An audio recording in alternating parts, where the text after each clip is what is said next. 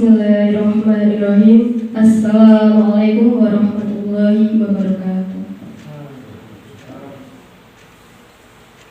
Pada yang terhormat Ibu Kepala Sekolah SD Negeri Bundaran, Ibu Etika Dewi Masito SPD, SD. Yang terhormat Bapak Ibu Guru SD Negeri Bundaran beserta staf karyawan SD Negeri Bundaran. Pertama-tama, marilah kita panjatkan puji syukur atas kehadirat Allah yang telah melimpahkan rahmat dan karunia-Nya kepada kita semua sehingga dapat berkumpul pada acara pada siang hari ini dalam keadaan sehat walafiat.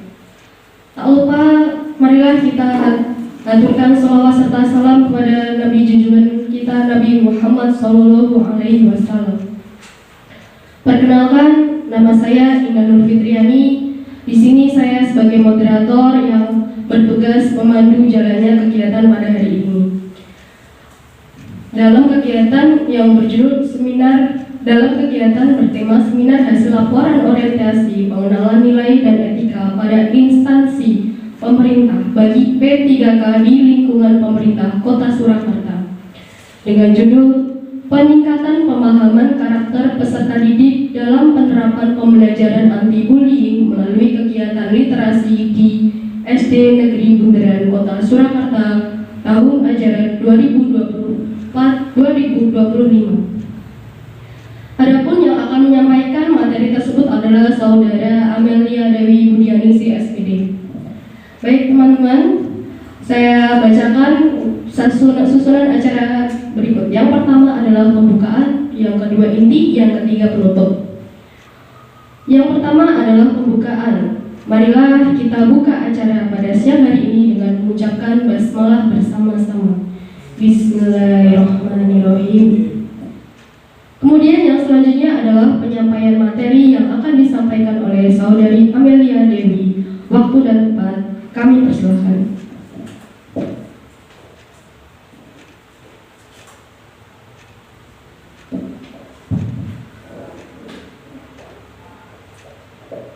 Assalamualaikum warahmatullahi wabarakatuh. Salam sejahtera untuk kita semua. Yang terhormat Ibu Kepala Sekolah selaku mentor Kepala Sekolah SD Negeri Bundaran, Ibu Etika Dewi Masito SPD, dan yang terhormat Bapak Ibu Guru SD Negeri Bundaran Kota Surakarta. Kali ini izinkan saya menyampaikan laporan orientasi pengenalan nilai dan etika pada instansi pemerintah bagi P3K Dinas Pendidikan dan Kebudayaan Pemerintah Kota Surakarta. Data pribadi saya, nama saya Amelia Dewi Budianingsih. Saya lahir di Jakarta tanggal 12 Januari 1984 dan alamat rumah saya Semanggi, RT 6 RW 4, Semanggi Pasar Kliwon, Kota Surakarta. Unit kerja saya saat ini SD Negeri Bundaran Kota Surakarta. Maksud dan tujuan orientasi. Kegiatan orientasi P3K ini memiliki maksud. Yang pertama, peserta mampu memahami program orientasi yang dilaksanakan beberapa hari ini dan mengenal nilai-nilai etika instansi pemerintah serta mendukung pencapaian visi dan misi organisasi. Yang kedua, peserta mampu mengaktualisasikan nilai-nilai dasar ASN berakhlak, yaitu berorientasi pelayanan, akuntabel, kompeten, harmonis, loyal, adaptif, dan kolaboratif. Selain maksud, di sini ada kegiatan orientasi P3K yang memiliki tujuan. Yang pertama, mengenal nilai dan etika pada instansi pemerintah. Yang kedua, memahami dan menyediakan informasi kepada pegawai pemerintah dengan perjanjian kerja yang baru diangkat. Yang ketiga, mampu mengaktualisasi nilai-nilai dasar ASN berakhlak serta dapat melaksanakan program pemerintah di unit kerja. Visi-misi pemerintah Kota Surakarta. Visi pemerintah Kota Surakarta yaitu mewujudkan Surakarta sebagai kota budaya yang modern, tangguh, gesit, kreatif, dan sejahtera. Tangguh yaitu karakter dan karakter dan warga yang memiliki daya tahan tinggi dan segera bangkit dari dampak negatif pandemi COVID-19, baik dalam dimensi sosial maupun dampak ekonominya. Sedangkan gesit, yaitu karakter pelayanan pemerintah yang sigap membaca perubahan dan kreativitas warga dengan menyesuaikan pola kerja dan pola pelayanan serta reformasi birokrasi. Pemerintah yang gesit dan memungkinkan dampak dari lompatan-lompatan yang terjadi dapat dinikmati seluruh warga Kota Surakarta. Kreatif, yaitu karakter kota dan warga dalam menciptakan solusi atas permasalahan bersama dan membangun peluang-peluang usaha dari sumber daya bersama di Surakarta. Yang terakhir yaitu sejahtera. Sejahtera adalah upaya untuk memperluas dan memperdalam landasan waras, wasis, warak, napan, tapan atau yang disebut dengan 3WMP yang telah dicapai dan dari tahap pembangunan Kota Surakarta periode 2016 hingga 2021. Misi Kota Surakarta yang pertama, meningkatkan kualitas kesehatan masyarakat yang berkelanjutan. Kedua, memperkuat pertumbuhan ekonomi yang adiktif dan berkelanjutan. Yang ketiga, mewujudkan tata ruang dan infrastruktur kota yang mendukung kemajuan kebudayaan dan pariwisata berkelanjutan. Yang keempat, meningkatkan kualitas dan daya saing pemuda dan masyarakat umum di bidang pendidikan, ekonomi, seni budaya, dan olahraga. Yang kelima, mengembangkan tata kelola pemerintah dan pelayanan publik yang gesit dan kolaboratif, berlandaskan semangat gotong royong dan kebinekaan.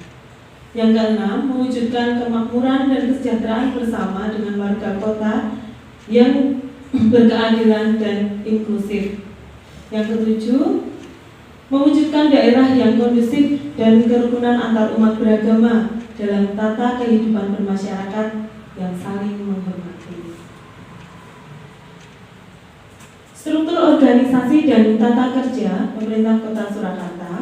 Pemerintah Kota Surakarta dipimpin oleh seorang wali kota yang saat ini dijabat oleh Bapak Dr. Joni Widianto MSI, CFRA, KRMP, CAE selaku pejabat sementara wali kota Surakarta. Dalam menjalankan kinerjanya, wali kota dibantu oleh organisasi perangkat daerah yang terdiri dari unsur staf, yaitu sekretaris daerah dan sekretaris DPRD, unsur pelaksana urusan pemerintah yaitu dinas daerah, unsur pelaksana fungsi penunjang yaitu badan daerah, unsur penunjang yaitu inspektorat, dan unsur kewilayahan yaitu kecamatan. Nilai dan etika organisasi perangkat daerah. Sektor pendidikan menjadi salah satu sektor penting dalam menjalankan pemerintah daerah. Dinas pendidikan merupakan unsur pelaksana urusan bidang pendidikan yang menjadi kewenangan daerah yang dipimpin oleh Kepala Dinas Pendidikan. Dinas Pendidikan Kota Surakarta memiliki peran dalam mewujudkan layanan pendidikan yang berkualitas. Selain itu, melahirkan generasi muda berdaya saing serta pembudaya dan prestasi olahraga. Visi dan misi Dinas Pendidikan Kota Surakarta. Dinas Pendidikan Kota Surakarta memiliki visi terwujudnya layanan pendidikan yang bermutu dan paripurna, dan memiliki misi yang pertama, meningkatkan keterjangkauan dan perluasan layanan pendidikan yang bermutu dan paripurna. Yang kedua, meningkatkan keterjangkauan dan perluasan layanan pendidikan yang paripurna. Dan yang ketiga, meningkatkan sumber daya aparatur yang membidangi pelayanan. Satuan unit kerja di SD Negeri Bundaran Kota Surakarta. Berikut profil SD Negeri Bundaran Kota Surakarta. SD Negeri Bundaran Kota Surakarta merupakan sekolah dasar yang terletak di Jalan Pangeran Wijil, RT 2 RW 8 Tipes, Serengan, Kota Surakarta. Sekolah ini berdiri sejak tahun 1988 dan SD Negeri Bundaran Kota Surakarta berdiri di tanah seluas 2.276 meter persegi. Sarana dan prasarana yang ada di SD SD Negeri Bundaran Kota Surakarta, yaitu berupa bangunan, diantaranya ruang kepala sekolah, ruang guru, ruang tata usaha, ruang bimbingan konseling, ruang kelas, ruang laboratorium komputer, ruang perpustakaan, ruang agama, ruang UKS, ruang koperasi, kantin, kamar mandi, dan mushola. Saat ini, SD Negeri Bundaran Kota Surakarta dipimpin oleh kepala sekolah, yaitu Ibu Etika Dewi Marsitoh SPD, dan beliau mulai menjabat di SD Negeri Bundaran ini mulai bulan Juli tahun 2022. Di SD Negeri Bundaran memiliki jumlah tenaga pendidik dan tenaga kependidikan sebanyak 17 orang, di antaranya 14 orang tenaga pendidik dan 3 orang tenaga kependidikan yang berkompeten pada bidangnya masing-masing. Jumlah siswa keseluruhan sebanyak 165 siswa. Jumlah kelas yang dimiliki SD Negeri Bundaran sebanyak 9 kelas yang terdiri dari 1 rombel dan 2 rombel. Kelas 1, 1 rombel. Kelas 2, 2 rombel. Kelas 3, 2 rombel. Kelas 4, 2 rombel. Kelas 5, 1 rombel, dan kelas 6, 1 rombel. Visi misi SD Negeri Bundaran Kota Surakarta. Visinya, terwujudnya siswa berkependidikan, berkualitas, yang beriman, bertakwa, dan berakhlak dan berprestasi berdasarkan karakter profil pelajar Pancasila. Kemudian memiliki 11 misi, yaitu yang pertama membentuk peserta didik yang beriman dan bertakwa kepada Tuhan Yang Maha Esa dan berakhlak mulia. Yang kedua, mengembangkan karakter peserta didik yang berkebinekaan global. Ketiga, membentuk karakter peserta didik yang bergotong royong. Keempat, membentuk karakter peserta didik yang mampu mandiri. Kelima, mengembangkan karakter peserta didik yang bernalar kritis, berlandaskan etika dan budaya bangsa Indonesia. Keenam, membentuk peserta didik yang kreatif, berbasis ilmu pengetahuan dan teknologi dan digitalisasi. Yang ketujuh, mengembangkan life skill peserta didik melalui intrakurikuler maupun ekstrakurikuler. 8. Membudayakan literasi melalui intrakurikuler dan profil pelajar. 9. Mengembangkan karakter peserta didik melalui pembelajaran yang berbasis kearifan lingkungan dan pengembangan kultur sekolah. 10. Menciptakan lingkungan bersih hijau, sejuk, rindang, aman, nyaman, dan berwibawa. 11. Mengembangkan bakat dan potensi diri peserta didik menjadi manusia yang tangguh menghadapi persaingan global revolusi industri atau industri konvensional. Demikian struktur organisasi dan tata kerja SD Negeri Bundaran Kota Surakarta. Diawali oleh kepala sekolah dan komite sekolah beserta jajaran. Rencana dan hasil kerja P3K. Identifikasi isu. Yang pertama, kurangnya pemahaman nilai-nilai religius siswa dalam berperilaku di media sosial masa kini. Yang kedua, kurangnya pemahaman nilai religius peserta didik dan sopan santun, bertutur kata, berperilaku, bersikap dalam berinteraksi di lingkungan sekolah. Yang ketiga, kurangnya pemahaman tentang bullying skala ringan, sedang, dan berat dalam lingkungan sekolah.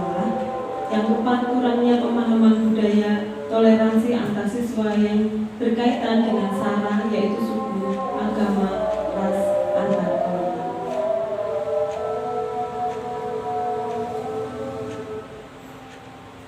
Isu yang saya angkat yaitu kurangnya pemahaman karakter peserta didik dalam penerapan pembelajaran anti bullying skala rendah, sedang, dan skala tinggi di SD Negeri Bundaran Kota Surakarta.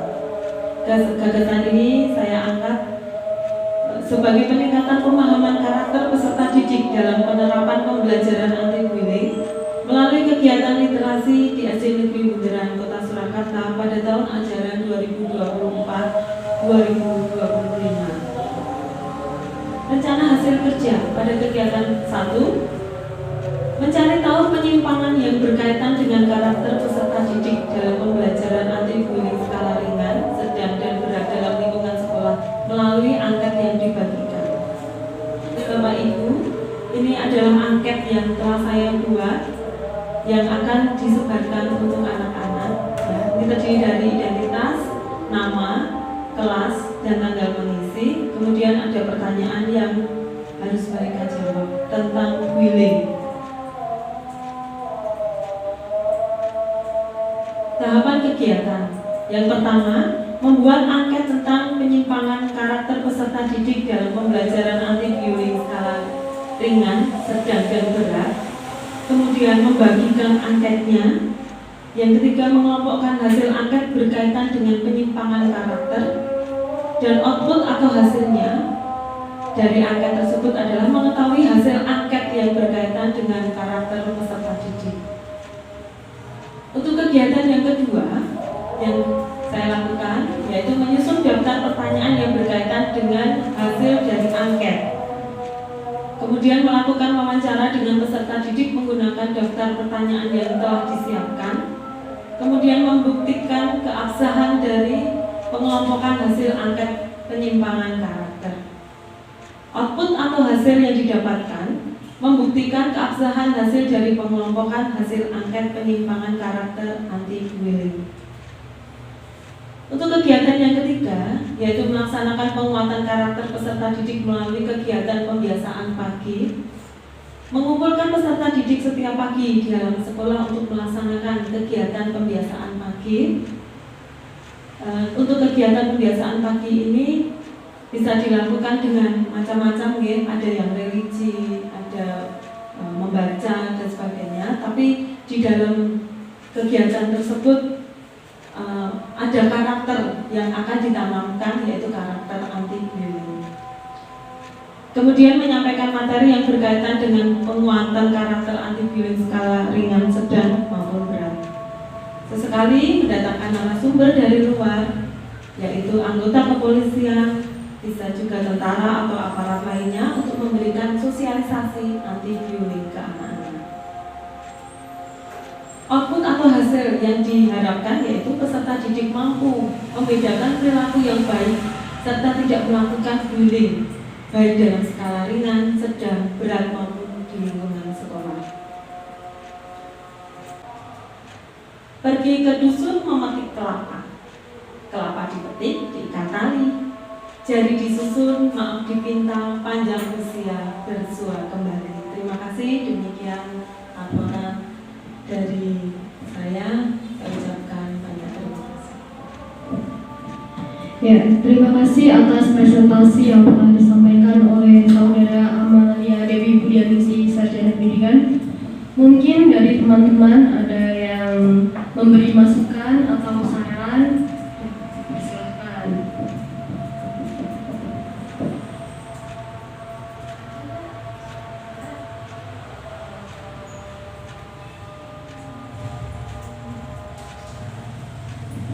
Tidak ada? Kalau gitu saya lanjutkan. Kemudian untuk hasil kesimpulannya, yaitu